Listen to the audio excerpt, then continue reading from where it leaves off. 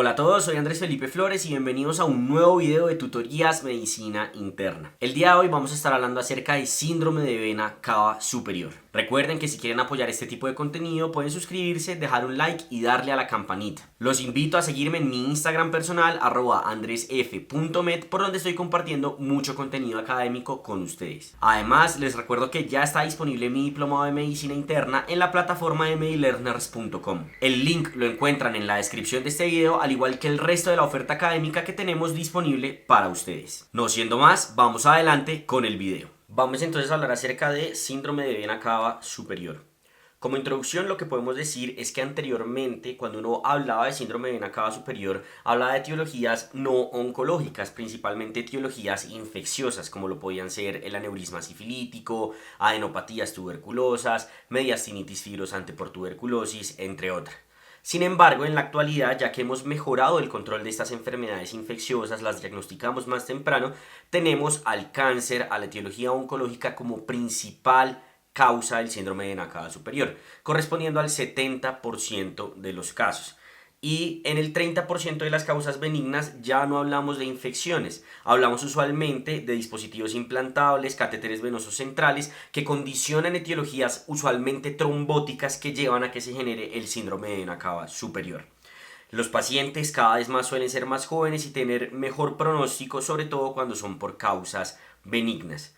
En cuanto a las etiologías malignas, pues estas pueden ser debidas a compresión extrínseca, es decir, que la masa como tal comprime el vaso, puede ser invasión directa vascular, es decir, una metástasis intravascular, o trombosis intravascular, porque recordemos que el cáncer aumenta basalmente la probabilidad de uno tener un tromboembolismo venoso, y también los pacientes tienen dispositivos implantables, catéteres, etcétera, que favorecen que se desarrollen estos eventos trombóticos. En términos fisiopatológicos, lo que podemos decir es que suelen encontrarse en tumores con afección del pulmón derecho, porque pues por ahí va llegando la vena cava superior, ¿cierto? Aquí pueden haber ganglios o alteraciones de estructuras mediastinales que también pueden llegar a generar este compromiso. Cuando se instaura, digamos si es un tumor que va creciendo insidiosamente y va poco a poco apretando la vena cava, pues usualmente el paciente alcanza a hacer circulación colateral. Y esa circulación colateral, ¿qué es? Que como la vena cava está llegando acá a la aurícula derecha, pero la vena cava está obstruida por alguna razón, pues digamos que la sangre trata de retornar al corazón por otras vías, como podrían ser, no sé, por ejemplo a la vena cava inferior. Entonces cogen por la ácigos, por la mamaria interna, por la torácica lateral, para espinosa y esofágicas, pero cogen pues obviamente en circulación retrógrada para llegar a la circulación venosa central inferior. Mientras que cuando se instaura de forma aguda no hay tiempo como tal a que se dé esta circulación colateral, y usualmente en estos escenarios es cuando más se da la presentación clásica del síndrome de vena cava superior, que ya la vamos a discutir más adelante. Puede haber una disminución del gasto cardíaco de forma aguda, por lo que la disminución, pues digamos porque se da como tal una disminución en la precarga, y esto pues se estabiliza una vez se da el retorno por la circulación colateral. En términos etiológicos, pues ya hemos dicho que actualmente la gran mayoría de las etiologías son oncológicas, pero ¿cuáles tipos de tumor específicamente? Cáncer pulmonar y linfoma son los más importantes. Linfoma no Hodgkin, de las etiologías malignas, hasta el 95% de las causas son debidas a estos. Pero tenemos otros, timomas, que recuerden que se presentan al igual que los teratomas lo que sería el mediastino superior, y los mesoteliomas, que también podrían llegar a estar ahí incluidos. Del cáncer de pulmón se dice que 2 a 4% de los pacientes que sufren de cáncer de pulmón llegan a presentar esta afección, mientras que 10% de los pacientes con cáncer de célula pequeña, dado que su predominio se da de crecimiento en la vía aérea central. Y en cuanto al linfoma, los linfomas no Hodgkin, 2 a 4% de los pacientes pueden llegar a manifestar esto clínicamente, siendo raro que se presente en un linfoma Hodgkin. Aquí tenemos entonces, en cuanto a las etiologías malignas, vean, cáncer de célula no pequeña, tenemos más o menos un 50%, cáncer de célula pequeña 25%, linfomas 10%, y los otros todos en su conjunto acumulan más o menos un 15%. Y en cuanto a las etiologías benignas, que ya lo dijimos, más o menos un 30%, catéteres venosos centrales, catéteres de hemodiálisis, marcapasos que llevan a la generación de trombos, o otras causas como por ejemplo fibrosis por radiación, mediastinitis fibrosante de etiología infecciosa, sarcoidosis, entre otras. Clínicamente, entonces, ¿cómo se van a presentar estos pacientes? Estos pacientes se van a presentar con algo que se conoce como edema en esclavina. Cuando uno busca qué es la esclavina en Google, básicamente es como esto que se ponían digamos, imagínense que aquí está el cuello y aquí está la cara de la persona, lo que se ponían como los romanos y demás, que es como que coge esto, porque el edema se ve así, como que se le hincha todo acá alrededor del cuello, ¿listo? Usualmente tienen distensión de las venas del cuello y el pecho, tienen ojos que pueden estar congestivos, llorosos, con epífora y mareo especialmente en la dorsiflexión. De igual manera pueden tener disnea de forma frecuente. Cuando es más severo, ya no solo se presentan los síntomas, digamos, como netamente congestivos, sino que vamos a tener síntomas de afección orgánica secundaria a la congestión. Por ejemplo, si se hincha, por decirlo de alguna manera, se dematiza el sistema nervioso central, vamos a tener cefalea, visión borrosa o alteración del estado de la conciencia. Si el edema es severo, podemos tener edema faríngeo que compromete la vía superior. Y también puede haber incluso varices esofágicas superiores o edema en miembro superior o edema facial. No es común como tal que haya compromiso hemodinámico, salvo que no solo esté comprimida la vena cava, sino alguna cámara cardíaca por la masa. Y en términos imagenológicos y paraclínicos, fíjense que el 84% tiene una radiografía de tórax anormal por ensanchamiento mediastinal, pero hasta el 16% quiere decir esto pueden tener una radiografía normal y por eso es importante la sospecha clínica. Y derrame pleural pueden tener incluso el 26%. Usualmente uno suele tomar pues hemograma, tiempos de coagulación y si ya tiene diagnóstico oncológico pues se toman los marcadores tumorales apropiados. Y la mortalidad inmediata es baja, fíjense, 0.3%, pero a largo plazo sí se deteriora el pronóstico de estos pacientes. Pero este dato es importante, sobre todo ¿para qué? Para definir qué tan urgente realmente es ponerme a hacer intervenciones para aliviar el síndrome de vena cava y esas intervenciones quizá podrían llegar a ser deleterias para el paciente. Entonces vamos a ver ahorita cuáles son esas intervenciones que deberíamos y no deberíamos hacer. Aquí tenemos en términos de incidencia la presentación de los síntomas. Fíjense que lo más común es el edema facial, seguido de las venas dilatadas, luego la disnea y la tos y luego el edema del brazo, hasta el 75%. Y ya los síntomas más severos, como serían alteraciones del sistema nervioso central, alteraciones de compromiso de la vía aérea, menos del 20% de los pacientes lo llegan a presentar. Más o menos así se podría ver un paciente. Fíjense cómo estamos viendo acá las venas del cuello distendidas y muy probablemente este paciente tiene un edema muy importante a nivel superficial. Pero ahí podemos ver las venas del pecho completamente distendidas. Cuando uno se enfrenta entonces al síndrome de vena cava superior, pues la idea es confirmarlo, ya vamos a ver cómo, pero uno puede entrar a tratar de graduar o determinar o estadificar la severidad del síndrome. Entonces tenemos esta clasificación que va de 0 a 5. En 0, fíjense que lo que dicen es asintomático. Es un paciente en el cual uno se da cuenta, no sé, imagenológicamente, que tiene la compresión, pero no tiene ningún tipo de síntomas.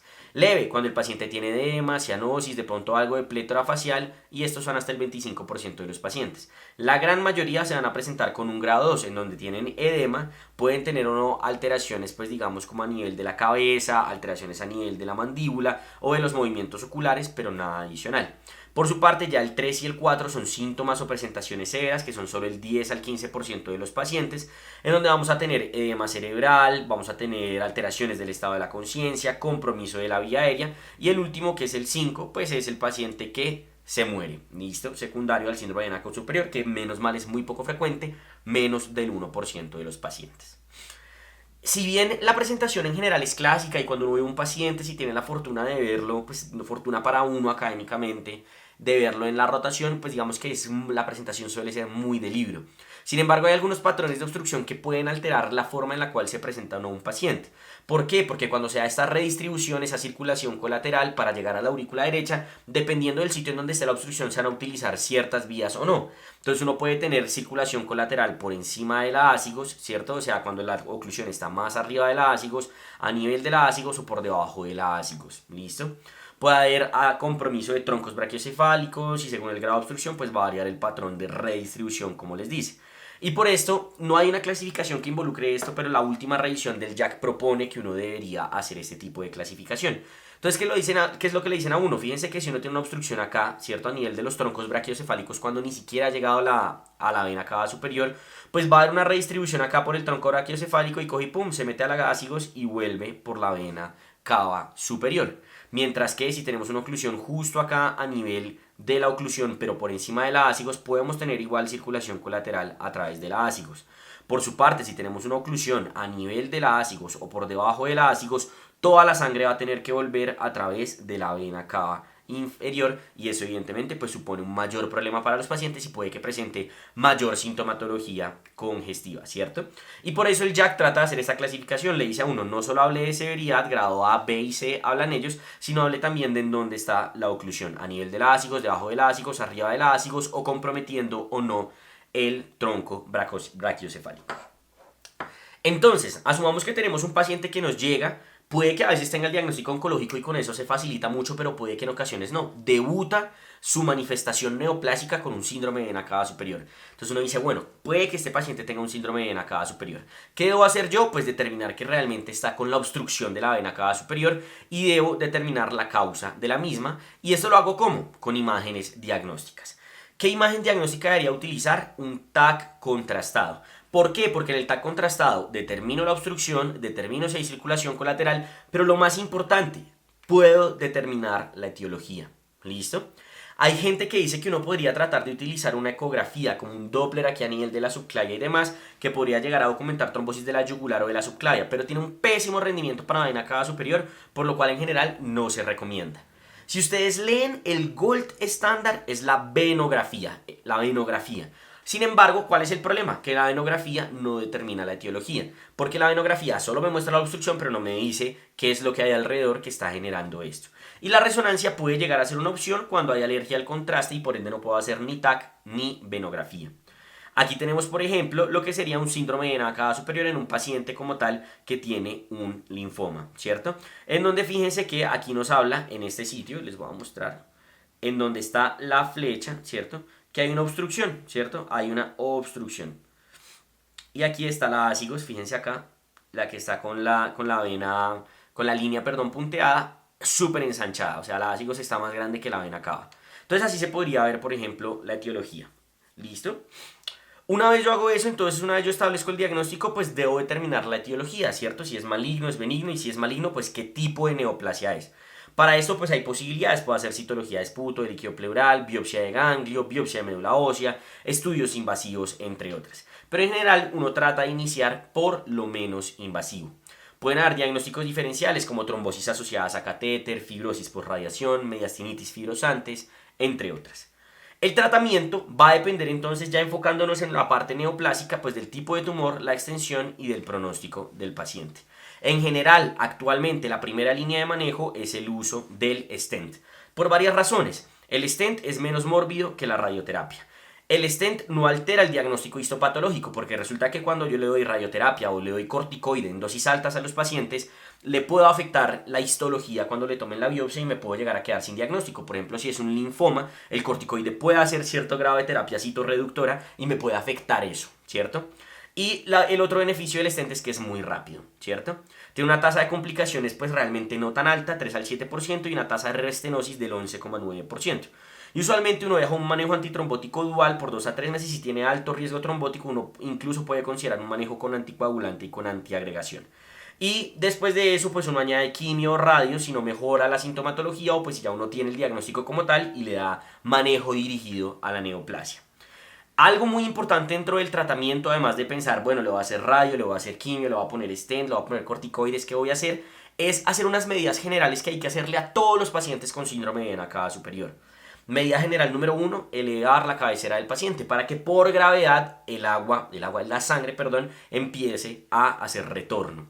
Evitar el uso de medicamentos intramusculares o intravenosos en general en extremidades superiores. ¿Listo? Uno debería tratar de canalizar a estos pacientes en el miembro inferior, tratar de no utilizar líquidos y si los usa, que sean por el miembro inferior. Los corticoides, como les había dicho, pueden llegar a tener ciertos problemas y si bien antes se recomendaban un montón, actualmente solo los utilizamos en 2 escenarios. Paciente que necesite radioterapia de emergencia porque tiene obstrucción de la vía aérea y paciente que tenga sospecha o confirmación de lesiones que respondan a esteroides, como linfoma o como timoma. ¿Listo? En cáncer pulmonar no está estudiado, no se debería utilizar y como les dije, puede afectar la histopatología. Y si el paciente está muy hinchado, uno debería considerar el uso de furosemida. Aquí toca tener cuidado porque evidentemente la fisiopatología del edema no es hipervolemia, entonces la furosemida me puede llevar a una hipovolemia relativa y a hipoperfusión. Entonces uno tiene que manejar con cuidado los líquidos, tiene que manejar con cuidado la furosemida si se la va a poner, pero eso normalmente no es que sea muy rutinario como tal que lo vayamos a utilizar. ¿Listo? Si el paciente llega a tener una trombosis que le esté explicando o esté asociada a su síndrome de vena cava, pues hay que hacer un manejo de la trombosis. Se hace resolución del trombo previo al manejo endovascular, es decir, si le voy a poner un stent, lo ideal es previamente resolverle el trombo. Idealmente se debe hacer en los primeros 2 a 5 días de inicio de síntomas. Si uno no hace terapia dirigida, por ejemplo trombolisis guiada por catéter, trombectomía en los primeros 2 a 5 días, pues uno diría, bueno, ¿será que ahora ya hay beneficio de escoger y afectar un trombo organizado y demás, que ya seguramente se hizo el impacto hemodinámico que va a ocurrir y ya tiene circulación colateral? Pues ahí toca pensarlo, ¿cierto? Toca pensarlo si el paciente se beneficia o no de eso. Puede que en ocasiones no, porque va autorresolviendo, la circulación colateral ya empezó a funcionar, etc.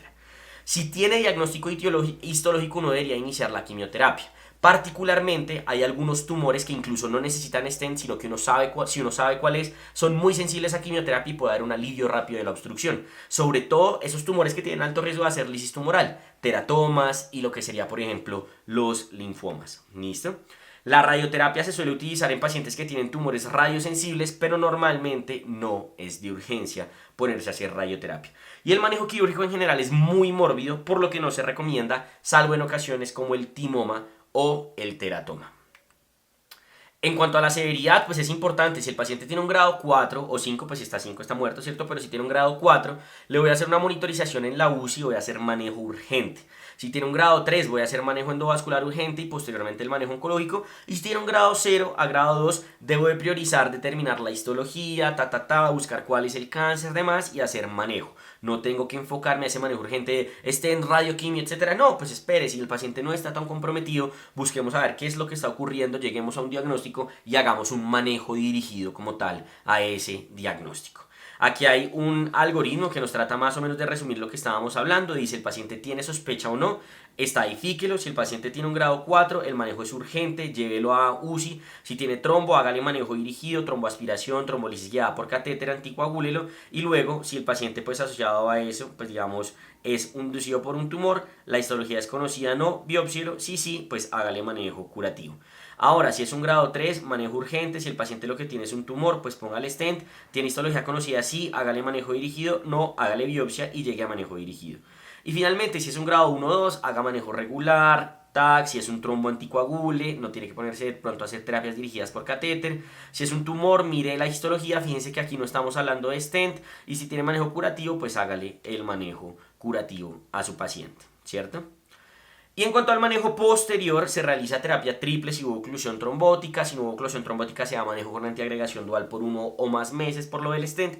Y se buscan evitar complicaciones. ¿Cuáles son las complicaciones? Infecciones del sitio de punción, lesión vascular, migración del stent, edema pulmonar post-revascularización, entre otras. Aquí tenemos una diferenciación entre los tipos de manejo que le podemos ofrecer a los pacientes que me pareció interesante. Fíjense cómo si miramos radiación, stent, cirugía y quimioterapia, miramos posibilidad de alivio de los síntomas, el stent tiene 80-95%, mientras que la radio o la quimio, que a veces la gente corre a eso, tiene menos posibilidad de alivio sintomático. En cuanto al tiempo de alivio de los síntomas, nuevamente el stent 0 a 72 horas, mientras que aquí estamos hablando de semanas. ¿Cuáles son las ventajas? Pues evidentemente con radioterapia disminuimos la carga tumoral, está muy bien estudiada. En cuanto a la quimioterapia, pues es la primera línea de manejo para muchas etiologías, pero el stent tiene varios beneficios, que era lo que habíamos dicho: resolución inmediata de los síntomas, permite diagnóstico histológico, se puede combinar con otras modalidades, se realiza a corto plazo o pues digamos de manera rápida y es mínimamente invasivo cuando hay adecuada técnica. Y evidentemente pues hay digamos como desventajas de cada uno de estos. La quimioterapia pues digamos que no está claramente establecido en algunos tumores si sirve o no para el manejo de vena cava, va a tener un muy retraso importante en el alivio de los síntomas y puede tener múltiples complicaciones que se le suman a la complicación actual que tiene el paciente del síndrome de vena cava. La radiación pues altera el diagnóstico histológico, también se demora, y el stent, ¿qué va a ser lo malo? Pues que puede tener complicaciones, ¿cierto? Que migre, que se trombose o cosas por el estilo. ¿Listo? Y aquí tenemos un resumen bastante interesante que me gusta del artículo del Jack. Le dice a uno, ¿usted tiene sospecha de que el paciente es síndrome de vena cava superior? Sí, hágale la imagen. Un TAC contrastado. ¿El paciente tiene síntomas que amenazan la vida? ¿Es un grado 4? Si sí, estabilícelo, asegure, haga venograma. Si el trombo está presente, considere terapia guiada por catéter y después haga manejo. Si el paciente tiene un síndrome de vena cava superior en la confluencia de los troncos brachiocefálicos o de las venas brachiocefálicos, haga una aproximación o de doble barrera o haga una aproximación en Y a través de los stents, ¿cierto? Si el paciente no tiene una causa trombótica, haga una angioplasia después de un stent. Si el paciente tiene una trombosis, confirme el trombo, considere la terapia guiada por catéter. Si el paciente tiene una etiología benigna, pues trate la causa benigna, ¿cierto? Y pues hay consideraciones diversas. Y si el paciente tiene síntomas moderados a severos, pues primero haga la biopsia, evalúe, estadifique y luego mire como tal cómo lo va a manejar. ¿Listo? Muy importante. Con esto terminaríamos este video acerca de síndrome de vena cava superior. Espero que les haya gustado, que hayan aprendido. Cualquier duda que tengan déjenla en los comentarios y trataré de responderla lo más pronto posible. Y si quieren seguir aprendiendo con nosotros lo pueden hacer con el video que está en estos momentos en sus pantallas.